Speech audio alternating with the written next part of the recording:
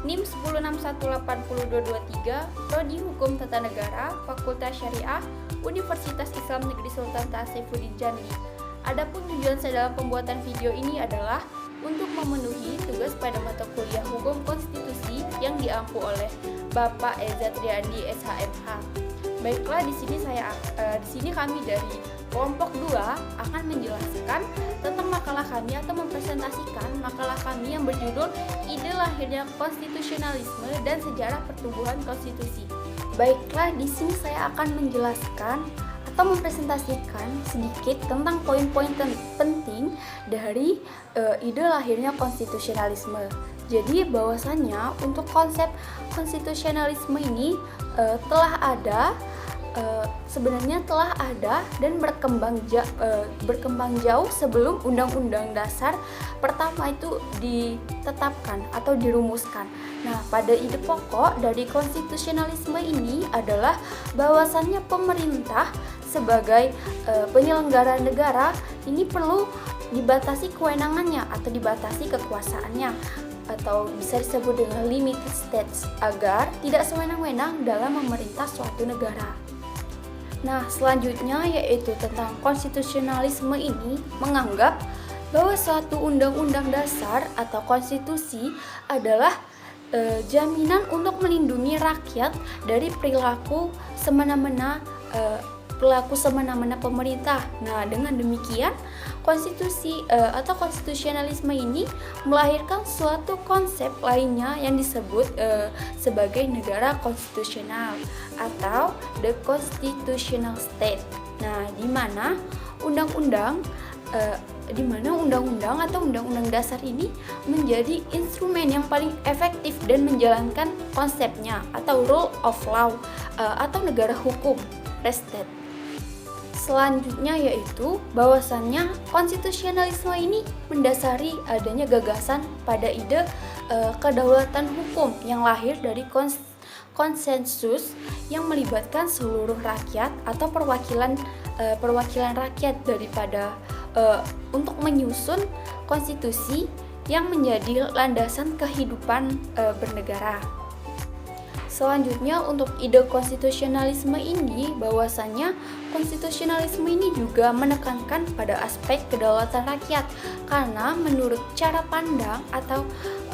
pandang konstitusionalis bahwa kekuasaan tertinggi ini ada pada rakyat dan negara itu harus bekerja untuk rakyat sesuai dengan undang-undang yang telah diakui bersama.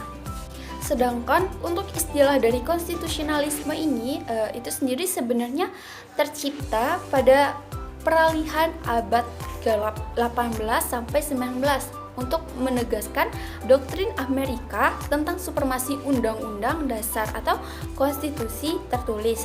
Nah, di atas undang-undang yang diundang-undangkan sebagai produk legislatif.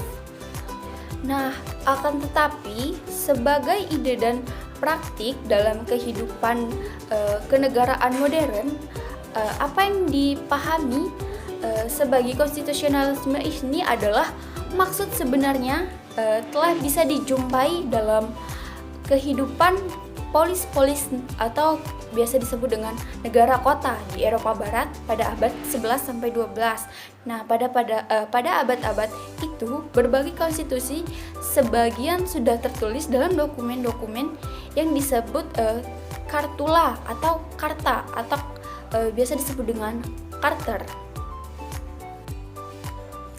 Selanjutnya yaitu bahwasannya konstitusi ini atau undang-undang dapat dianggap sebagai perwujudan dari hukum tertinggi yang harus ditaati oleh negara dan pejabat-pejabat negara. Nah, sekalipun hal ini sesuai dengan dalil yang menyatakan bahwa government by law, not by man. Bahwasanya pemerintah ini berdasarkan hukum, bukan oleh manusia. Nah, selanjutnya yaitu pada poin terakhir bahwasannya pada permulaan abad ke-19 dan awal abad ke-20 bahwasannya ini gagasan mengenai konstitusionalisme atau kekuasaan terbatas dan jaminan hak dasar warga negara bahwasanya mendapatkan perumusan secara yuridis. Nah, itulah ide lahirnya konstitusionalisme, poin-poin penting dari ide lahirnya konstitusionalisme, dan selanjutnya yaitu akan dijelaskan oleh teman saya mengenai sejarah perkembangan tentang konstitusi. Baiklah, di sini saya akan menjelaskan atau mempresentasikan sedikit tentang poin-poin penting dari ide lahirnya konstitusionalisme. Jadi bahwasannya untuk konsep konstitusionalisme ini sebenarnya telah ada dan berkembang jauh sebelum Undang-Undang Dasar pertama itu ditetapkan atau dirumuskan. Nah, pada ide pokok dari konstitusionalisme ini adalah bahwasannya pemerintah sebagai penyelenggara negara ini perlu dibatasi kewenangannya atau dibatasi kekuasaannya, atau bisa disebut dengan limited states, agar tidak sewenang-wenang dalam memerintah suatu negara. Nah, selanjutnya yaitu tentang konstitusionalisme ini menganggap bahwa suatu undang-undang dasar atau konstitusi adalah jaminan untuk melindungi rakyat dari perilaku semena-mena pemerintah. Nah, dengan demikian konstitusi atau konstitusionalisme ini melahirkan suatu konsep lainnya yang disebut sebagai negara konstitusional atau the constitutional state. Nah, di mana undang-undang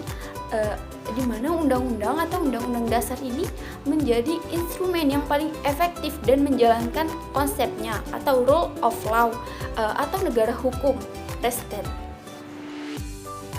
Selanjutnya yaitu bahwasannya konstitusionalisme ini mendasari adanya gagasan pada ide kedaulatan hukum yang lahir dari konsensus yang melibatkan seluruh rakyat atau perwakilan rakyat daripada untuk menyusun konstitusi yang menjadi landasan kehidupan bernegara. Selanjutnya untuk ide konstitusionalisme ini bahwasannya konstitusionalisme ini juga menekankan pada aspek kedaulatan rakyat, karena menurut cara pandang konstitusionalis bahwa kekuasaan tertinggi ini ada pada rakyat dan negara itu harus bekerja untuk rakyat sesuai dengan undang-undang yang telah diakui bersama. Sedangkan untuk istilah dari konstitusionalisme ini itu sendiri sebenarnya tercipta pada peralihan abad ke-18 sampai 19 untuk menegaskan doktrin Amerika tentang supremasi undang-undang dasar atau konstitusi tertulis. Nah, di atas undang-undang yang diundang-undangkan sebagai produk legislatif. Nah, akan tetapi sebagai ide dan praktik dalam kehidupan kenegaraan modern, apa yang dipahami sebagai konstitusionalisme ini adalah maksud sebenarnya telah bisa dijumpai dalam kehidupan polis-polis atau biasa disebut dengan negara kota di Eropa Barat pada abad 11 sampai 12. Nah, pada abad-abad itu berbagai konstitusi sebagian sudah tertulis dalam dokumen-dokumen yang disebut kartula atau karta atau biasa disebut dengan charter.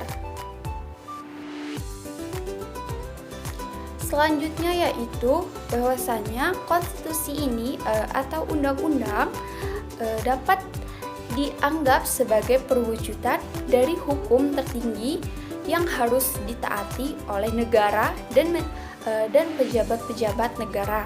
Nah, sekalipun hal ini sesuai dengan dalil yang menyatakan bahwa government by law not by man, bahwasanya pemerintah ini berdasarkan hukum bukan oleh manusia.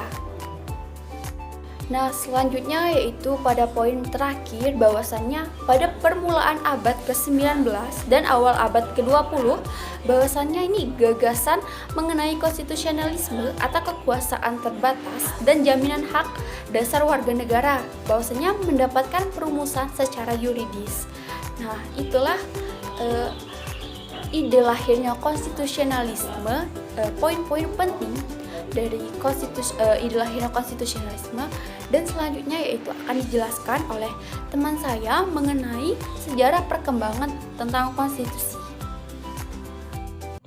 Assalamualaikum warahmatullahi wabarakatuh. Perkenalkan, nama saya Indah Permatasari, NIM 108180242. Di sini saya akan melanjutkan pembahasan dari teman saya yaitu Herlin Agustin dengan tema yang dibahas mengenai ide lahirnya konstitusi, dan saya akan melanjutkan dengan tema sejarah pertumbuhan konstitusi. Nah, sebenarnya konstitusi ini berbeda dengan undang-undang dasar dikarenakan adanya suatu kehilapan dalam pandangan mengenai konstitusi di negara-negara modern, sehingga terjadilah kesamaan pengertian konstitusi dengan undang-undang dasar.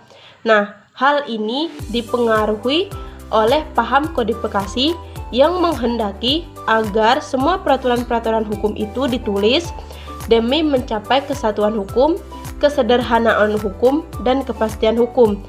Nah, secara umum konstitusi ini terbagi menjadi dua. Yang pertama ada konstitusi tertulis, dan yang kedua ada konstitusi tidak tertulis. Nah, pada dasarnya ada dua macam sistem yang lazim digunakan dalam hal perubahan konstitusi atau dalam praktek ketatanegaraan dalam hal perubahan konstitusi. Nah, sistem yang pertama ini adalah apabila konstitusi itu diubah, maka konstitusi yang berlaku adalah konstitusi secara keseluruhan atau pergantian dari konstitusi. Nah, sistem ini dianut oleh hampir seluruh negara di dunia. Sedangkan sistem yang kedua ini adalah apabila konstitusi itu diubah, maka sistem yang berlaku adalah konstitusi yang asli tadi. Nah, maksudnya perubahan konstitusi tadi disebut dengan amandemen. Nah, amandemen ini tetap berlaku karena ia merupakan bagian dari konstitusi. Nah, berdasarkan teori ketatanegaraan dapat disimpulkan bahwa terdapat pada umumnya jenis konstitusi itu terbagi menjadi 6, dan masing-masing konstitusi atau kekuasaan itu memiliki lembaga-lembaganya tersendiri. Nah, yang pertama yaitu kekuasaan membuat undang-undang, yaitu dibuat oleh lembaga legislatif. Kekuasaan menjalankan undang-undang itu oleh lembaga eksekutif. Kekuasaan kehakiman yaitu lembaga yudikatif. Ada yang keurutan keempat itu kekuasaan kepolisian, yang kelima kekuasaan kejaksaan, dan yang keenam kekuasaan memeriksa keuangan negara. Nah, pada dasarnya ada dua macam yang lazim digunakan dalam praktek ketatanegaraan di dunia dalam hal perubahan konstitusi. Nah, itu sudah saya jelaskan tadi. Nah, mungkin sekian sedikit pemaparan mengenai sejarah pertumbuhan konstitusi. Nah, jika terdapat kesalahan dan kekurangan, saya mohon maaf. Lebih dan kurang saya mohon maaf. Saya akhiri. Wabillahi taufiq wal hidayah. Wassalamualaikum warahmatullahi wabarakatuh.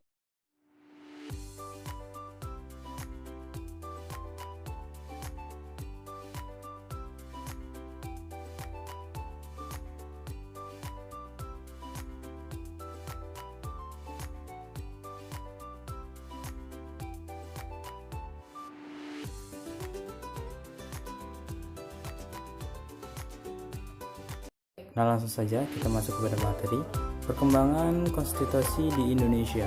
Nah, para pendiri Negara Kesatuan Republik Indonesia telah sepakat untuk menyusun sebuah undang-undang dasar sebagai konstitusi tertulis dengan segala arti dan fungsinya. Nah, Sehari setelah proklamasi kemerdekaan Republik Indonesia pada 17 Agustus 1945, konstitusi sebagai pusat revolusi Jenuit telah disahkan pada 18 Agustus 1945 oleh Panitia Persiapan Kemerdekaan Republik Indonesia dalam sebuah naskah yang dinamakan Undang-Undang Dasar Negara Republik Indonesia. Nah, dengan demikian, sekalipun Undang-Undang Dasar 1945 itu merupakan konstitusi yang sangat singkat, hanya memuat 37 pasal, namun ketiga materi muatan konstitusi yang harus ada memuat ketentuan umum pada konstitusi telah terpenuhi dalam Undang-Undang Dasar 1945. Nah, pada dasarnya kemungkinan untuk mengadakan perubahan atau penyesuaian itu memang sudah dilihat oleh para penyusun Undang-Undang 1945 itu sendiri. Nah, dengan merumuskan dan melalui pasal 37 Undang-Undang 1945 tentang perubahan Undang-Undang Dasar, dan apabila MPR bermaksud akan mengubah undang-undang melalui pasal 37 Undang-Undang 1945, nah sebelumnya hal itu harus ditanyakan lebih dahulu kepada seluruh rakyat majelis melalui suatu referendum TAP nomor 1/MPR/1993 pasal 105 sampai 109 JO TAP nomor 4 angka Romawi /MPR/1983 tentang referendum. Nah, perubahan Undang-Undang 1945 ini kemudian dilakukan secara bertahap dan menjadi salah satu agenda sidang tahunan MPR dari tahun 1999 hingga perubahan keempat pada sidang tahun MPR tahun 2002. Nah, bersamaan dengan kesepakatan dibentuknya Komisi Konstitusi yang bertugas melakukan pengkajian secara komprehensif tentang perubahan Undang-Undang 1945 berdasarkan ketetapan MPR nomor 1/MPR/2002 tentang pembentukan Komisi Konstitusi. Nah, dalam sejarah perkembangan ketatanegaraan Indonesia ada 4 macam undang-undang yang pernah berlaku di Indonesia, yaitu, nah di sini saya akan membahas tentang periode 18 Agustus 1945 sampai 27 Desember 1945 dan periode 27 Desember 1949 sampai 17 Agustus 1950. Nah, kita masuk kepada periode 18 Agustus 1945 sampai 27 Desember 1949. Penetapan Undang-Undang Dasar 1945. Nah, saat Republik Indonesia diproklamasikan pada 17 Agustus 1945, Republik yang baru ini belum mempunyai Undang-Undang Dasar. Sehari kemudian, pada tanggal 18 Agustus 1945, rancangan undang-undang disahkan oleh PPKI atau Panitia Persiapan Kemerdekaan Indonesia sebagai Undang-Undang Dasar Republik Indonesia setelah mengalami beberapa proses. Nah, kita masuk yang kedua, periode 27 Desember 1949 sampai 17 Agustus 1950. Nah, ini merupakan penetapan Konstitusi Republik Indonesia Serikat. Perjalanan negara baru Republik Indonesia ternyata tidak luput dari rongrongan pihak Belanda yang menginginkan untuk kembali berkuasa di Indonesia. Nah, akibatnya Belanda mencoba untuk mendirikan negara-negara seperti Sumatera Timur, kemudian negara Indonesia Timur, negara Jawa Timur, dan sebagainya. Nah, sejalan dengan usaha Belanda tersebut, maka terjadilah agresi Belanda I pada tahun 1947 dan agresi II pada tahun 1948. Dan ini mengakibatkan diadakannya KMB yang melahirkan negara Republik Indonesia Serikat. Sehingga Undang-Undang Dasar yang seharusnya berlaku untuk seluruh negara Indonesia itu hanya berlaku untuk Republik Indonesia Serikat saja. Nah, demikian penjelasan singkat dari saya. Lebih dan kurangnya saya mohon maaf. Saya akhiri. Wassalamualaikum warahmatullahi wabarakatuh. Nama saya Ipul, NIM 1061802227. dari kelompok 7. Saya akan melanjutkan penjelasan dari Muhammad Afif Rifai. Adapun yang ketiga, periode 17 Agustus 1950 sampai 5 Juli 1959. Penetapan Undang-Undang Dasar sementara 1950 periode federal dari Undang-Undang Dasar Republik Indonesia Serikat 1949 merupakan perubahan sementara. Karena sesungguhnya bangsa Indonesia sejak 17 Agustus 1945 mengendaki sifat kesatuan, maka negara Republik Indonesia Serikat tidak bertahan lama karena terjadinya penggabungan dengan Republik Indonesia.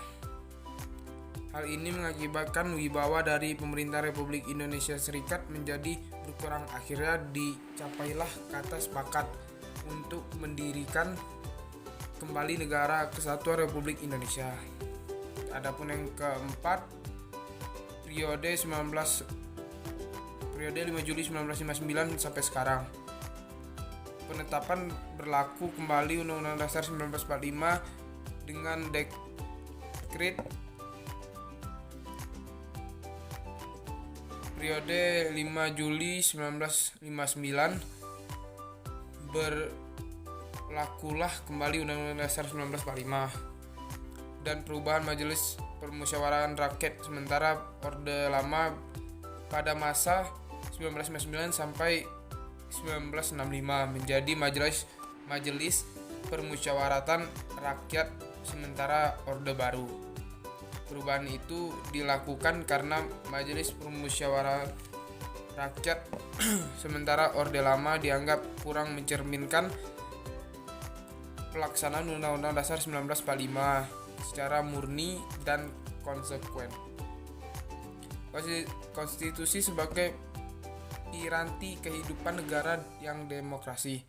Sebagaimana dijelaskan di awal bahwa konstitusi berperan sebagai sebuah aturan dasar yang mengatur kehidupan dalam bernegara dan berbangsa. Maka sepatutnya konstitusi dibuat atas dasar kesepakatan bersama antara negara dan warga negara. Konstitusi merupakan bagian dan terciptanya kehidupan yang demokrasi bagi seluruh warga negara. Kesimpulannya,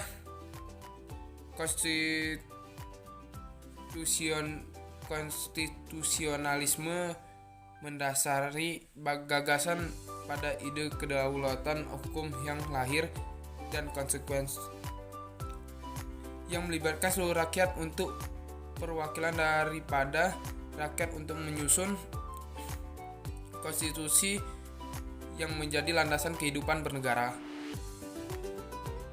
Konstitusionalisme juga menekankan pada aspek kedaulatan rakyat. Karena menurut cara pandang konstitusionalis, kekuasaan tertinggi ada pada rakyat dan negara harus bekerja untuk rakyat sesuai dengan undang-undang yang telah berlaku bersama.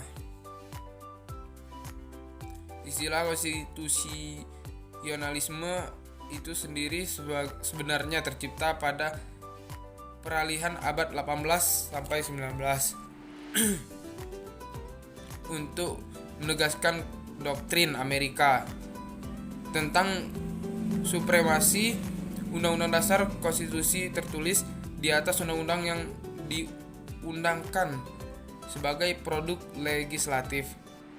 Akan tetapi, sebagai ide dan praktik dalam kehidupan kenegaraan modern, apa yang dipahami sebagai konstitusionalisme ini dalam maksud sebenarnya telah apa yang dipahami sebagai konstitusionalisme ini bisa dijumpai dalam kehidupan polis-polis negara kota di Eropa Barat pada abad 11 sampai 12. Pada abad-abad itu berbagai konstitusi sebagian sudah tertulis dalam dokumen-dokumen yang disebut Cartula.